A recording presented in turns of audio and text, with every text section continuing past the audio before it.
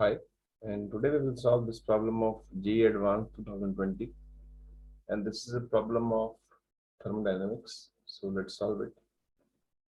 तो इसमें क्या है, दो कंटेनर गिवन है आपके पास, और दोनों कंटेनर्स में इसमें कुछ N1 कंसंट्रेशन है आपके पास, that is equal to molecules per unit volume, और इसमें कुछ N2 कंसंट्रेशन है जो आपके पास मॉलिक्यूल्स पर यूनिट वॉल्यूम है दोनों के पास। और when they are connected by tube of length L, इन दोनों को कनेक्ट कर दिया है ट्यूब से लेंथ एल की, और क्रॉस सेक्शन एरिया एस है। तो KMnO4 स्टार्ट डिफ्यूजिंग, तो N1 ज्यादा है, तो N1 से N2 की तरफ डिफ्यूजन स्टार्ट हो गया, इस तरफ मॉलिक्यूल जाने लगे इसके थ्रू।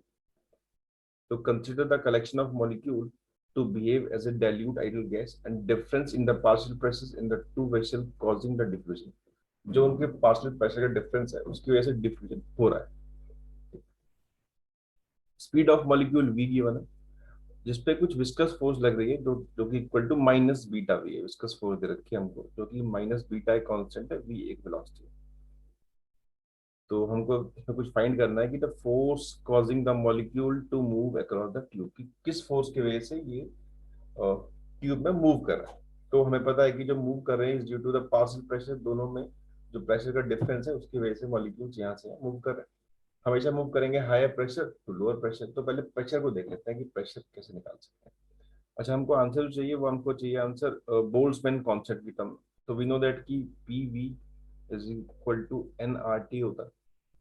जो पी को अगर मैं पुट करूं और नंबर ऑफ मोल्स को पुट कर सकता हूँ मैं, number of molecules upon Avogadro number into R के बदले पुट कर सकता हूँ मैं N A into k. Boltzmann constant relation होता है, R is equal to N A into k. R is gas constant, k is Boltzmann constant into T upon volume को नीचे ले आया तो इससे कट गया। और नंबर ऑफ मॉलिक्यूल पर यूनिट वॉल्यूम हमको ये गिवन है n, this is equal to n के वी इंटू टी। तो ये कुछ हमारे पास रिलेशन आ गया प्रेशर का, बोल्ट्जमैन कांस्टेंट और एन की टर्म में, क्योंकि हमको इसकी टर्म आंसर चाहिए।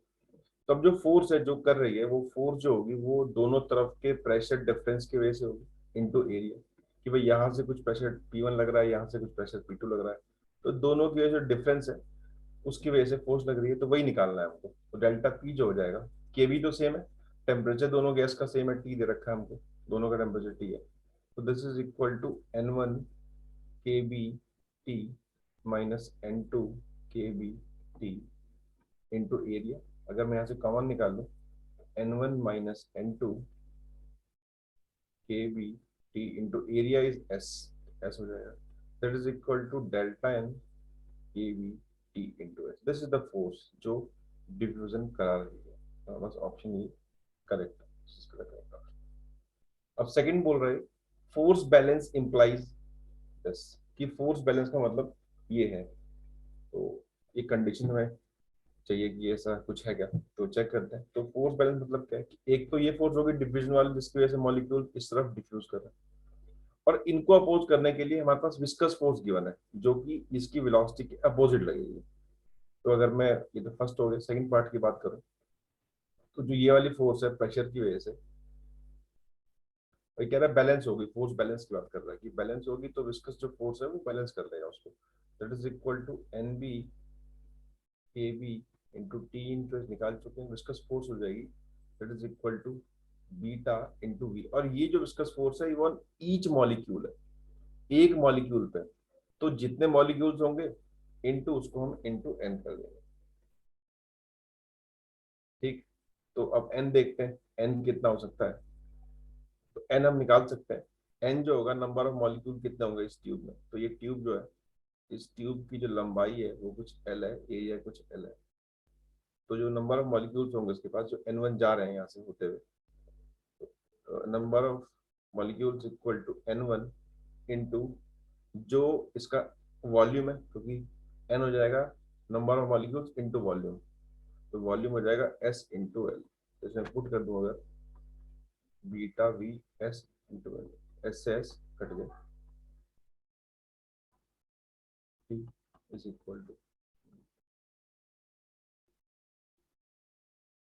बीटा वी इंटू एल, यहाँ पे एक N1 आएगा। ये निकल गया, हाँ आ गया। तो अगर मैं देखूं ऑप्शन तो N1 बीटा VN, तो ये भी ऑप्शन करेक्ट है, तो दूसरा ऑप्शन भी करेक्ट है। ठीक है, और चलते हैं आगे। ये कह रहा है थर्ड पार्ट में total number of molecules going across the tube पर सेकेंड, कि कितने मॉलिक्यूल ट्यूब से जा रहे हैं, तो उसको निकालते हैं थर्ड पार्ट में। तो नंबर ऑफ जो मॉलिक्यूल्स होंगे that will be equal to N1 into volume. उसको अगर मैं देखूं तो N1 हो जाएगा N1 इंटू वॉल्यूम जो होगा, वॉल्यूम इज इक्वल टू इस ट्यूब में अगर देखा जाए तो मान लेते हैं किसी dt टाइम में, तो dt हो गया, तो वॉल्यूम जो हो जाएगा that is equal to area into जो इसकी लेंथ है dx। ठीक है, और ये पर सेकंड की बात कर रहा है, पर सेकंड की बात कर रहा है, तो नंबर ऑफ मॉलिक्यूल्स पर सेकंड की बात कर रहा है, तो पर सेकंड dt से डिवाइड कर सकते हैं N1 इंटू एस, dx जो हो जाएगा वो हो जाएगा v इंटू dt, इससे कट गया तो निकल के आया N1 s इंटू। अब यहाँ से मैं v की वैल्यू अगर निकाल के यहाँ पुट कर दूं तो this will be equal to N1 into S, v की वैल्यू निकालेंगे तो आएगी delta n k B T upon N1 beta L. तो इससे N1 से N1 कट गया, that will equal to delta n k B T into S into beta. हमने कुछ नहीं किया, नंबर ऑफ मॉलिक्यूल पर सेकंड निकाल लिए, तो नंबर ऑफ मॉलिक्यूल्स निकालने के लिए ये कर दिया हमने, N1 into volume into time से डिवाइड कर दिया, तो बाकी इस बीटा वेलोसिटी को यहाँ से पुट कर दिया, तो ऑप्शन ये निकल गया, ऑप्शन भी करेक्ट। अभी फोर्थ में कह रहा है कि rate of molecules getting transferred through the tube does not change with time, कि जिस रेट से मॉलिक्यूल ट्रांसफर हो रहे हैं वो कभी बदल नहीं रहे हैं। तो जो मॉलिक्यूल का ट्रांसफर का रेट है वो डिपेंड कर रहा है, कुल मिला के ये टर्म तो कांस्टेंट है, टी भी कांस्टेंट है, एस भी कांस्टेंट है, बीटा भी कांस्टेंट है, लेंथ भी कांस्टेंट है, तो वो डिपेंड कर रहा है कुल मिला के। अगर देखेंगे इसको, so this depends on rate of molecule जो ट्रांसफर हो रहा है, that depends on delta n. Delta n क्या है, जो कंसंट्रेशन का डिफरेंस है, और ये खुद वेरिएबल है, ये खुद वेरी कर रहा है, दोनों तरफ जो कंसंट्रेशन है। तो क्या डज नॉट चेंज, नहीं चेंज तो हो रहा है, तो ये ऑप्शन गलत है क्योंकि ये चेंज हो रहा है, तो इसलिए तीन ऑप्शन हो जाएंगे इसके। तो क्वेश्चन तो बहुत बेसिक है, बस यहाँ नंबर ऑफ मॉलिक्यूल्स और एवोगेड्रो नंबर और बोल्ट्जमैन कांस्टेंट का काफी यूज है। सो इस तरह से हमने क्वेश्चन कर लिया। So that's it, thanks for watching.